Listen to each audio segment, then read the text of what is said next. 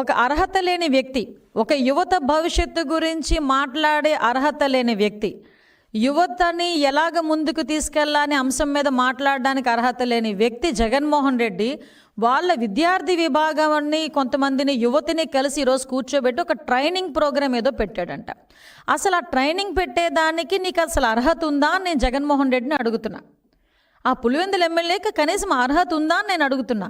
ఎందుకంటే నీ విద్యార్థి విభాగం నాయకుడు కొండారెడ్డి వైజాగ్లో ఏయూలో ఎంబీఏ చేస్తూ ఈ డ్రగ్స్ని దాందాగా చేస్తూ మొన్న ఈగల్కి టాస్క్ ఫోర్స్ డిపార్ట్మెంట్కి పట్టుబడిన సంగతి జగన్మోహన్ రెడ్డికి తెలీదా?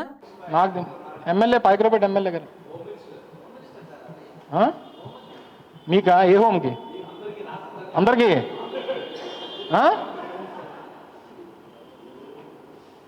నాకు తెలియదు. మరి ఆవిడ మాకు నా మాట విన్నాం. భారతదేశంలో ఒక సంస్కృతి సాంప్రదాయం ఉంటుంది. నమస్కారానికి ప్రతి నమస్కారం సంస్కారం, అవునా కదా? నువ్వు నన్ను అమర్ గారు అని పిలిస్తే నేను రామకృష్ణ గారు అని పిలుస్తా, నువ్వు ఒరే అమరు అని పిలిస్తే నేను ఒరే రామకృష్ణ అని పిలుస్తా. అది సహజంగా ఉండేటువంటిది. నువ్వు మమ్మల్ని ఆవిడ పులివెందుల ఎమ్మెల్యే అని చెప్పి మా నాయకుడిని అంటే నేను పైకరపేట ఎమ్మెల్యే అని అంటాం. ఎవరినన్నా మా నాయకుడిని అంటే నన్ను అన్నట్టే, మా పార్టీలో కార్యకర్తలను అందరినీ అన్నట్టే, జగన్మోహన్ రెడ్డి గారిని అభిమానించేటువంటి ప్రతి కార్యకర్తని అన్నట్టే. నీకు ఉంది కదా, నోరు ఉంది కదా అంటే ఎక్కువ కాలం సాగదు. ఇలాంటివన్నీ చూస్తారు, చరిత్రలో చాలా జరిగిపోయినాయి.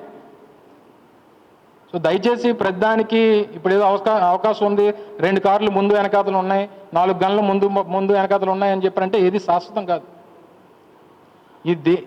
ఈ సమాజంలో శాశ్వతం కానిది ఏంటంటే అధికారం ఒకటే. అది దయచేసి గమనించి వాళ్ళు మాట్లాడితే మంచిది.